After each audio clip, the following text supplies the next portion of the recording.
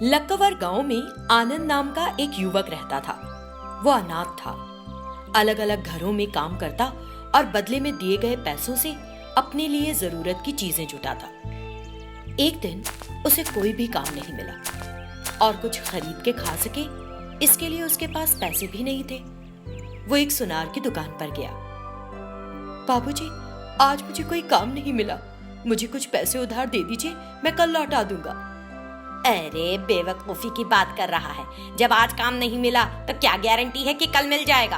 बाबूजी, जीवन उम्मीद के सहारे ही आगे बढ़ता है। उम्मीद मर जाए तो फिर हम गरीबों के पास क्या बचेगा। उम्मीद पर अपना ज्ञान अपने पास रख, अगर पैसा चाहिए तो कुछ गिरवी रख। आनंद को अपना एक पुराना पीतल का कटोरा गिरवी रखना पड़ा, तब उसे कुछ पैसे उधार मिले।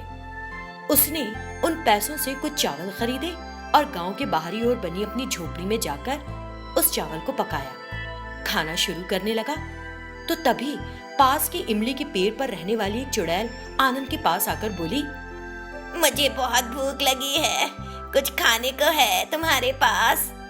तुरंत आनंद ने उस चुड़ैल को पके हुए आधे चावल दे दिए। चुड़ैल को चावल बड़े मजेदार लगे और उसने कहा, मुझे और दो। तो आनंद ने अपने हिस्से के भी और दे दिए। अरे, तुमने तो सारे के सारे मुझे ही खिला दिए। तुम्हारी भूख मिट गई, मेरे लिए इतना ही काफी है। उसकी रहमदिली को देखकर चुड़ैल बहुत खुश हुई। सुनो लड़के, तुम्हारा दिल सोने का है, मैं तुम्हारी मदद जरूर करूंगी। मैं सही वक्त पर तुम्हें सही सलाह दूंगी, जिसे अपनाकर तुम एक बहुत बड़े आदमी बन जाओगे। फिर चुड़ैल की सलाह पर आनंद तुरंत राजधानी चला गया। चुड़ैल भी अदृश्य रूप में उसके साथ रही। आनंद ने एक मंत्री से मुलाकात की। आपको मेरा प्रणाम, मैं एक बहुत गरीब आदमी हूँ मंत्री जी, कृपया मुझे कोई नौकरी दिलवा दे। मंत्री उसकी विनम्रता से बहुत प्रभावित हुआ और उसे राजा के महल में एक नौकर के रूप में लगवा दिया।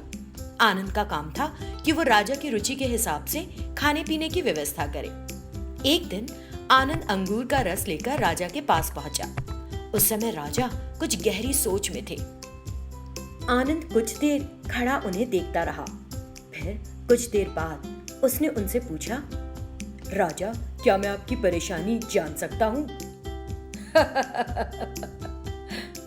मुझे समझ नहीं आ रहा है कि इस मुद्दे को कैसे हल करूं। फिर तुम इसे कैसे हल करोगे? फिर भी तुमने पूछा है तो बताता हूँ। डाकू गंगलू के अपराध दिन पर दिन बढ़ते जा रहे हैं। वो हर दिन कई लोगों को धोखा देकर लूट रहा है। प्रजा मुझसे नाराज है कि मैं उसे पकड़ने के लिए कुछ नहीं कर रहा हूँ। मेरी रातों की नींद और दिन का चैन सब कुछ खराब हो गया है। समझ नहीं आ रहा कि क्या करूं। आनंद ने कुछ देर सोचा, फिर बोला, प्रिय राजा, मैं आपको इस मुद्दे को हल करने के लिए एक रास्ता बताऊंगा। इतना कहकर वो घर चला गया। फिर वो उस चुड़ैल के पास गया। सुनो, तुमने कहा था कि सही वक्त पर सही सलाह देकर तुम मुझे एक बड़ा आदमी बना दोगी।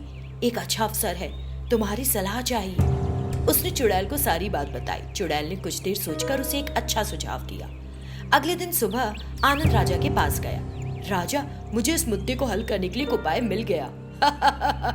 क्या सच में उपाय मिल गया तुम्हें? बताओ तो। राजा, हमारे शहर से 4 मील दूर मैं कुछ श्रमिकों की मदद से एक जगह खुदाई शुरू करूंगा। मैं एक अफवाह फैलाऊंगा कि उस जगह नीचे भगवान शिव का एक प्राचीन मंदिर है और वहां नंदी की एक स्वर्ण मूर्ति है।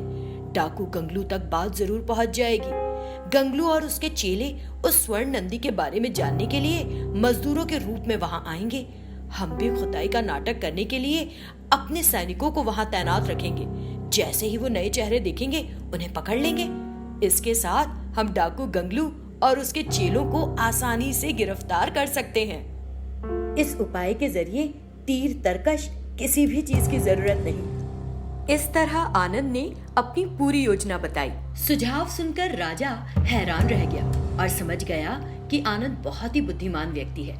उसकी बताई सलाह पर चलकर राजा डाकू गंगलू और उसके चेलों को गिरफ्तार करने में कामयाब रहा। तब राजा ने आनंद को अपने दरबार में निजी सलाहकार पद पर नियुक्त किया। तब से जब भी आनंद को सलाह की जरूरत होती तो वो चुड़ैल के पास जाता और वो उसकी मदद करती। वक्त के साथ साथ आनंद सिर्फ राजा का ही नहीं, दरबार में सभी का प्रिय बन गया।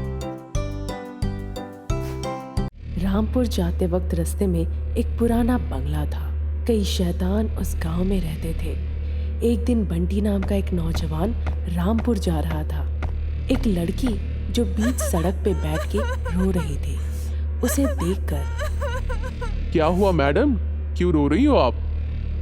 मुझे नए कपड़े खरीदने थे। मैंने अपनी सौतेली माँ से पैसे मांगे। उन्होंने कहा, क्या तुम्हें नए कपड़े चाहिए बेवकूफ लड़की, और मुझे मारने लगी। क्या वो इंसान है या जानवर? इतनी खूबसूरत लड़की को कोई कैसे मार सकता है भला? तुम मेरे साथ आओ, मैं तुम्हारी सौतेली माँ को सबक सिखाऊंगा।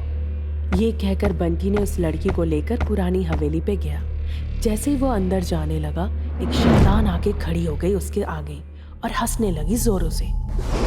तुमने तो अपनी सौतेली माँ के बारे में बताया था, पर ये तो मिश्र की मम्मी दिख रही है। ये कहकर वो पलटा। लड़की जो उसके साथ आई थी, उसने हवेली के दरवाजा बंद कर दिया और शैतान बन गई। अरे बाप रे, ये तो भूतिया बंगला है। अब तो मेरी कहानी यहीं पे खत्म। बंटी को पकड़ के वो शैतान उसे सीढ़ियों से ऊपर ले गए। इस तरह वो शैतान लोगों को जाल में फंसाकर उन्हें खाते थे। एक दिन एक दूसरा नौजवान सनी रामपुर जा रहा था पैदल। इस बीच उसे सुनाई दी एक लड़की चिल्ला रही है, हेल्प हेल्प। एक महिला मदद मांग रही है शायद, एक बार जाके देखता हूँ। यही सोचकर वो वहाँ गया। देखा सड़क के बगल के एक गड्ढे में एक लड़की गिर गई थी। उसे देखकर सनी ने पूछा, अरे इस गड्ढे में आप कैसे गिर गई? आइए मेरा हाथ पकड़ के उठ जाइए मैडम। ये कहकर उसने अपना हाथ बढ़ाया।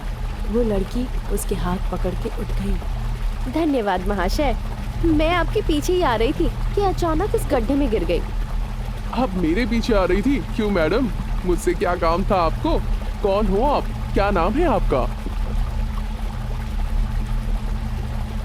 मेरा नाम आलिया है। मैं आपको कई दिनों से देख रही हूँ। आपसे प्यार करती हूँ और शादी करना चाहती हूँ। सनी बहुत खुश होकर बोला, ऐसा क्या?